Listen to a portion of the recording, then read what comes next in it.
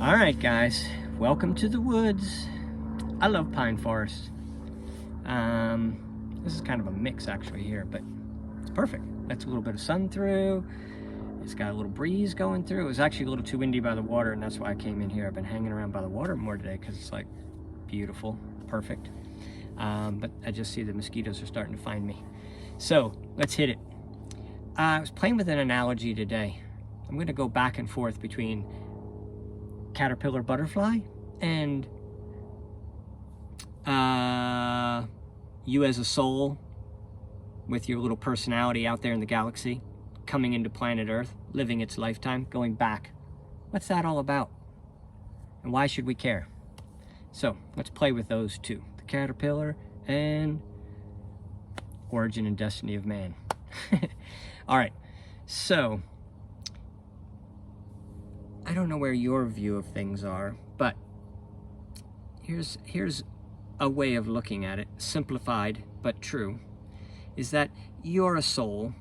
You came from out in the galaxy, mingling around the planets and things like that. That's what the psychics and channels and mediums are all saying. It's like, not quite sure how it works exactly, but different planets are there vibrationally to teach us. We're learning vibrations. We're not going to learn through words. We're learning through vibration. There's a sense of things and a coagulation of energy in certain areas, and we're part of that energy when we're in that vibration. But we're living in like a dreamy world, but it's just as real as this. But anyway, just like your dreams. I mean, what are you lacking when you fall asleep? Nothing.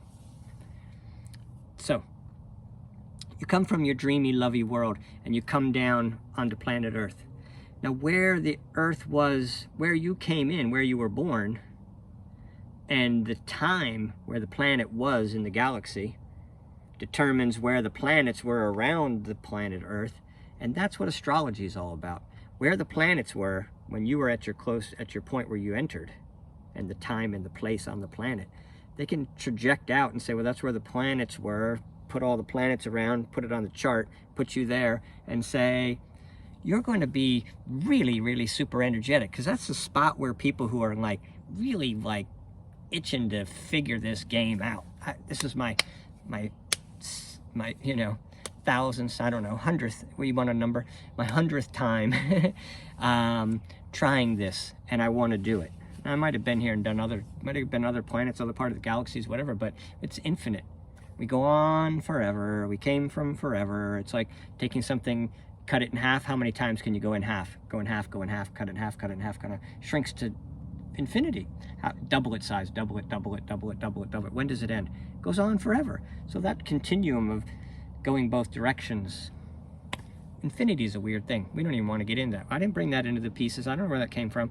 I want to talk about before you came here, what you're doing here, what I would like you to do here. This is a sales call, and where you're going.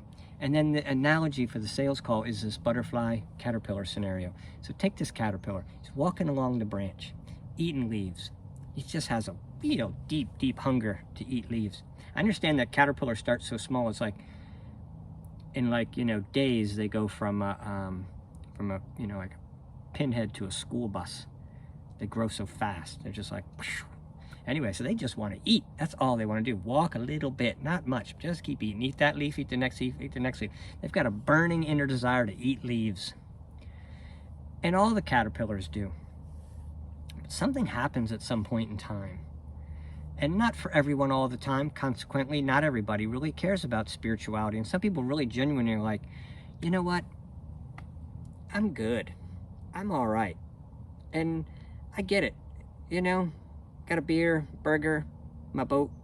That's what I've pictured myself resting on here. I'm not really a boat guy. I've had a boat, but just enough to know I'm not a boat guy. So you got, I like the woods, so. Anyhow, so you've got preference. You came from wherever you came from with a personality type and a drive. So whatever your drive is here, if you don't have a drive, be at your own pace, relax. This may not be your go-round to become a butterfly, and there's nothing wrong with that. But either way, it's good for the caterpillar too to understand that at some point in time, when the urge changes from from chasing leaves when you're not enjoying chasing leaves. If you're not living a blissful life, feeling like this has been the most exciting thing I've ever done. I never knew that eating leaves could be so good. Well, if that's where you are, then just keep eating leaves. But sometimes some people are like, I've been eating leaves. I feel like I've done this before. I feel like I'm kind of losing interest in eating leaves. I feel a desire to go within. That's what I feel like I want to give permission to people to do, to urge maybe 10% more caterpillars that are going to become butterflies this go round in life. Okay? So if you're on this branch, this continuum, let's say, of the caterpillar evolution, he's eating leaves, and he might just croak and not become a butterfly. Eating leaves, next time he comes around, croaks. But as you climb up the branch and you get a little more understanding of, you know what, I've heard these stories about butterflies. I've seen a lot of butterflies. They look nothing like me. I don't get it. I don't know how I could ever become a butterfly. I've jumped off a leaf last lifetime and I fell to the ground, and I never found another tree that had leaves on it. So that was a wasted life. So, and I just threw that one in. I don't know, that does work though, kind of. You've had traumas in your past, and it's like, it's scary to think about letting go. You're saying to me, somehow you gotta go within, and you totally metamorphose? Is that what happens to the caterpillar in the chrysalis? Anyway, my granddaughter told me that. So, when you go within, it's like you lose all your friends, you don't get to see people anymore, you don't know what's going on, you're into this soupy mess, you're in the unknown zone, and it's not easier, it's very simple. You just let go, you're just like, just gonna hang here, I don't know, I'm okay with it. I just lost my interest in chasing after leaves and impressing other people on how many leaves I'm eating.